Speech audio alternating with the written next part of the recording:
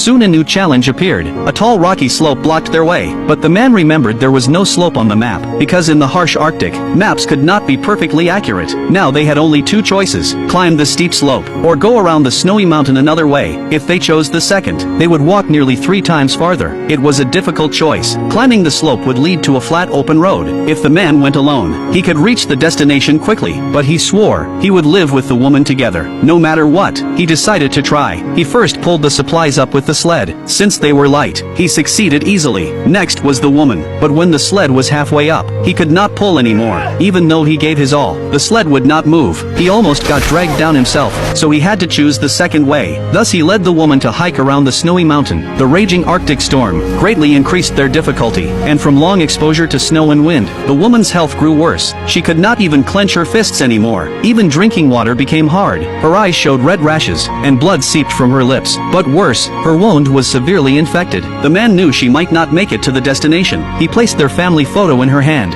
and gently wiped the blood from her lips. The rest of the journey could only be done alone. At that time the man saw a blooming flower on the ground. He wondered how it survived in such a harsh place, when suddenly his foot slipped, and he fell into a cave. When he woke again, his legs were stuck tightly in the rocks. He tried to pull them out, but they were stuck too tight. The man lost control. Why did bad things always happen to him? Was he really going to die trapped here in darkness? But soon he pulled himself together. He had already finished most of the journey. He was close to rescue. No matter what, he could not give up here. Even if he died, he would die on the road. He used all his strength to pull his legs. Over and over the man endured, the pain of his thighs tearing, until he finally pulled free. But he had no time to treat the wounds, because the urgent thing now was to escape the cave. Fortunately, he soon found an exit. Then the man hurried without delay, and returned to the woman. He wanted to take her gloves, but her hand gripped tightly. He turned and saw she was not dead. Her condition had even miraculously improved. He could no longer hold back his emotions. I'm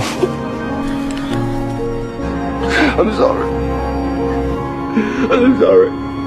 The man decided no matter what happened later, as long as she still had a breath, he would never give up. He treated his wound with ice and snow, then limped while taking the woman forward again. Although he did not know what lay ahead, the man believed light would eventually shine on them. After more than 10 days of hardship, they finally went around the snowy mountain. The man threw away all supplies, ready to use his last bit of strength. But just then, a helicopter appeared in sight. He could not believe it and ran down, pushing the sled and the woman up with all his might. Then immediately began calling for help. The man took out his last glow stick, and waved it with all his strength. But his cry for help was so small in the snowy mountains, before they could hear, it vanished into the air. He knew both of them were injured. It was impossible to reach the research station. This helicopter was the only chance. He lit his cotton coat, risking everything, but even after the clothes burned out, they still did not see them. Watching the helicopter disappear in the mountains, the man hugged the woman, crying in despair.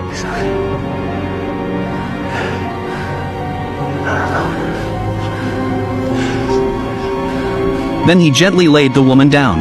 Can you hear me? Can you hear me?